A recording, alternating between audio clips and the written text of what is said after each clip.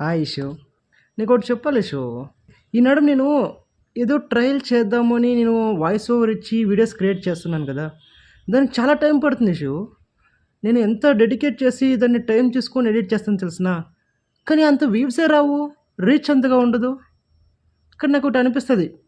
Views రావట్లేదు, likes రావట్లేదు, delete చేసేద్దామా అనిపిస్తది. ఒక్కొక్కసారి నా వాయిస్ బాగలేదా? ఎవరికీ నచ్చట్లేదా? ఏంటి నేను ఏదో పెద్ద క్రియేటర్ అనుకుంటున్నాను. అవసరమా నాకిదంతా అని అనిపిస్తుంది. కానీ ఒక్కటి గుర్తుకొస్తుంది. అంటే చేసే ప్రతి ఒక్కటి ఓన్లీ ఫర్ క్రియేషన్స్ కాదు. ఎవరో చూసి లైక్స్ ఇస్తారు, షేర్ చేస్తారని మాత్రమే కాదు. కొన్ని కొన్ని ఎమోషన్స్ ఉంటాయి షో. అవి రేపైనా లేదా ఇంకొక 1 వీక్ అయినా, 1 ఇయర్ అయినా చూస్తే మనకు గుర్తు రావాల. దానికోసం క్రియేట్ చేస్తాం. క్రియేషన్స్ కన్నా ఎమోషన్స్ ఎప్పుడూ మన దగ్గరే ఉంటుంది.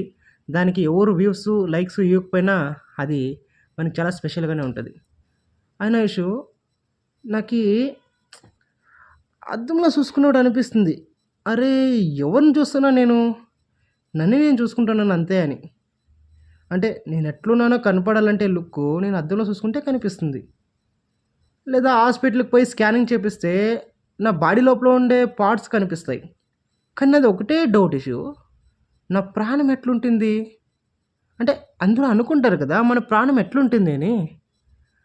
ఒక్కొక్కసారి అనిపిస్తుంది. ఆత్మనా మన ప్రాణము? ఆత్మ అట్లుంటుందా? వైట్‌గా ఉంటుందా? గాల్లో తేలుతూ ఉంటుందా? అని అనిపిస్తుంది. అదేనా మన ప్రాణము? నాకేమో ప్రాణము అంటే ఎట్లుంటుంది? దాని ఎమోషన్, దాని ఫీలింగ్ ఏంటి? అది ఎట్లా కనిపిస్తుంది అని నాకు ఈ మధ్యన చానా ఎక్స్‌పీరియన్స్ అయ్యే ఇష్యూ. ఎట్లా తెలుసునా? చిన్ని. చిన్నిని చూసినప్పుడంతా నా ప్రాణం ఇట్లే ఉంటదిరా! ఇదేరా నా ప్రాణం అనిపిస్తుంది.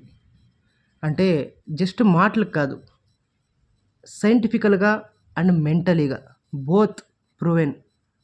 చిన్ని నా కూతురే నా ప్రాణం. తనకేమైనా అయితే నాకేదో అయిపోయినట్లు అయిపోతుంది ఇష్యూ. తనకి ఇంత గాయం తగిలినా నాకి ఏమో ప్రాణానికి అయిపోతున్నగట్లా భయమేస్తది. ఇది కదా ప్రాణం అంటే, ఇది కదా రియాలిటీ. అది ఏం కనెక్షనో తెలియదు గానీ చాలా ఎమోషనల్ అయిపోతా. చాలా కంట్లో నీళ్ళొచ్చేస్తాయి తనకేమైనా అయితే. అయినా ఈ లవర్స్ లేదా హస్బెండ్ అనేవాళ్ళు వాళ్ళ వైఫ్‌కి గానీ, లవర్‌కి గానీ చెప్తూ ఉంటారు కదా! నువ్వే నా ప్రాణం అని. తప్పు కదా! అంటే అసలైన ప్రాణము డాడీది కదా! ఇప్పుడు నా కూతురు చిన్ని నా ప్రాణం కదా! అది నేను ఎంత మెంటలీగా, ఫిజికల్‌గా అది నా ప్రాణం అని ఫీల్ అయ్యుంటా. ఫీల్ అయ్యేది కాదు. నిజంగానే అది నా ప్రాణము.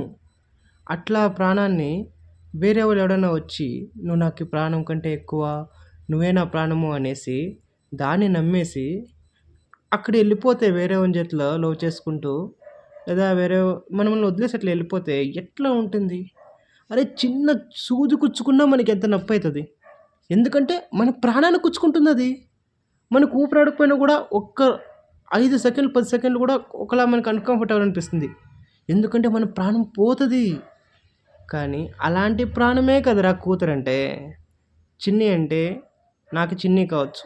వేరే వాళ్ళకి ప్రతి తండ్రికి వాళ్ళ కూతురు వాళ్ళ రియల్ ప్రాణం. అంటే మన బాడీలో ఒక పార్ట్ కాకపోవచ్చు. కానీ మన ప్రాణమే మన కూతురు. అట్లా కూతురు వేరేవాని చేతిలో వెళ్ళిపోతే లేదా వేరే వాళ్ళకి ఇచ్చేయాలా అంటే మ్యారేజ్ చేసి ఎంత బాధేస్తది. ప్రాణం వెళ్ళిపోయినాకట్లనే కదా అది. బతుకుతామా మళ్ళీ? నాకైతే నిజంగా వేరే వాళ్ళు ఎట్లున్నారో గానీ వాళ్ళది నిజంగా స్ట్రాంగ్ గుండె. గట్టిగుండె అన్ని ఫాదర్స్‌ది. నాది చాలా వీక్ గుండె అనుకుంటా. నా చిన్ని అంటే నాకి ప్రాణం. ప్రాణమే నా చిన్ని అంటే. అది లేకపోతే ప్రాణం ఉండదేమో అనిపించేస్తుంది ఇష్యూ. నిజంగా మెంటల్ అయిపోతా లేదా ప్రాణం అయిపోతది. అంత ప్రాణం. నాకనే కాదు ప్రతి తండ్రికి ఇట్లే ఉంటుందనుకుంటా. కానీ అది తెలిసేలే. చెప్తే తండ్రి విలువ తగ్గిపోతది. ఎమోషనల్ ఫూల్ అని. సో, గట్టిగా ఉండాలి కదా తండ్రంటే. స్ట్రాంగ్‌గా ఉండి నడిపిస్తేనే కదా బిడ్డలు స్ట్రాంగ్‌గా పోయేది. వీక్ కాకూడదు కదా ఇంట్లో తండ్రి అనేవాళ్ళు. అందుకే అట్లుంటారేమో. సరే ఇషు. బాయ్. నీకీ టైం అయిపోతుంది. నిద్రొస్తుందనుకుంటా. Good night.